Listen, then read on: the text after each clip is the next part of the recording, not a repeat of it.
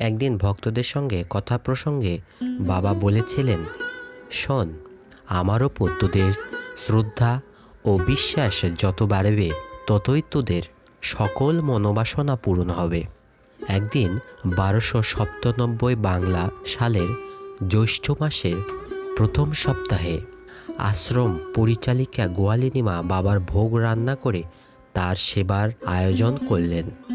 বাবা আহার শেষে বললেন, মা, আমি চলে গেলে তোর দায়িত্ব আরও বেড়ে যাবে, কিন্তু তাই বলে ভাবিস নে খাঁচা ছাড়লেই আমি হারিয়ে যাব। শোন মা, আমি নিত্য পদার্থ, আমার বিনাশ নেই।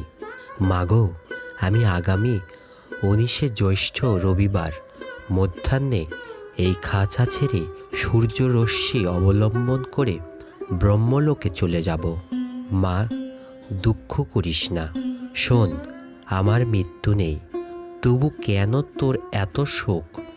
খাঁচা ছাড়ার পরও ঠিক এমনই করে আমি তোদের মাঝে থাকব, ঠিক এমনই করে সাড়া দিব তোদের আকুল ডাকে। শক্ত হ মা, আমার এই খাঁচাটা যে বড়ই পুরনো হয়ে গেছে মা। এই খাঁচা গেলেই বা কি, আমি তো আছি, আমি আছি সর্বভূতে, সব কিছুতে। আমার কোনো বিনাশ নেই। মাগো, আমি নিত্য পদার্থ, আমার মৃত্যু হবে না, হবে উৎক্রমণ। দেবযান পথে আমি ব্রহ্মলোকে গিয়ে স্বেচ্ছাবিহারী হব, সব লোকেই যাতায়াত করতে পারবো। আমি মানস দেহে কিংবা সুস্থ দেহে সর্বত্র বিচরণ করতে পারবো।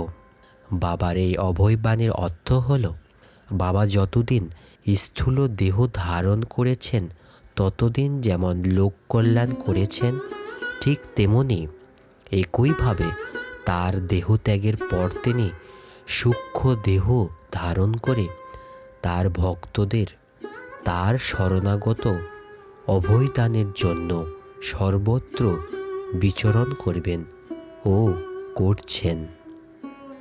জয় বাবা লোকনাথ।